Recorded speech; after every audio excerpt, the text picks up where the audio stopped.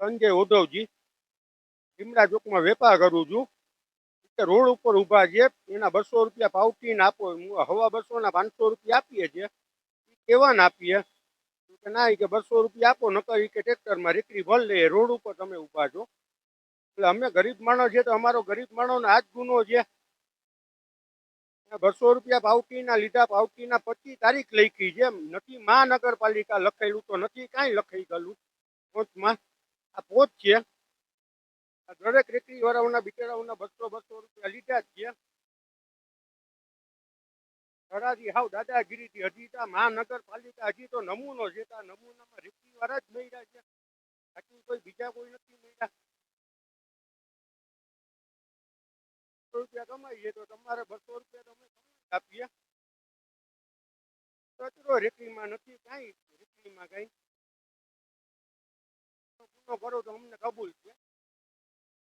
ગણતરી કઈ કરતા નથી ક્રેટમાં કચરો ભરીએ છીએ અને બપોરના કચરાની ગાડી આવે છે એમાં કચરો નાખીએ છીએ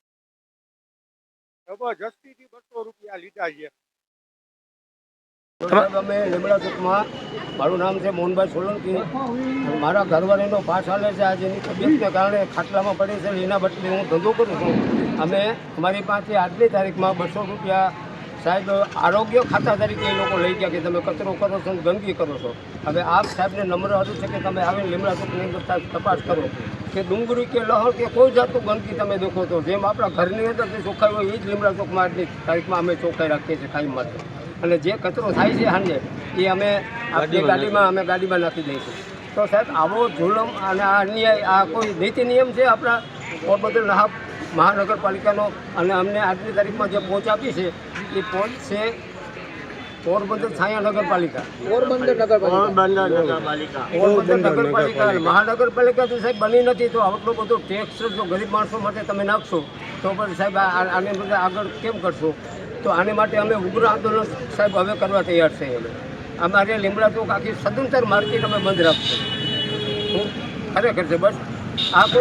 કોઈ ન્યાય નથી સાહેબ હવા 200 ના 500 રૂપિયા કરી દીધા તો આજની તારીખમાં 200 રૂપિયા કે ગંદકીના તમે આપો પણ સાહેબ આ તમે લીમડા ચોકમાં આવીને આપ તમે તપાસ કરો લીમડા ચોકમાં નહીં કચરા કે નહીં ગંદકી જેવું કોઈ જાતનું છે નહીં આજની તારીખની અંદર આખા લીમડા ચોકના ભાઈઓ ત્યાં બહેનો બધા આ કાર્યક્રમમાં અત્યારે સામેલ છે મીડિયામાં હું એક નથી આખા લીમડા ચોકમાં દરેકના આપણે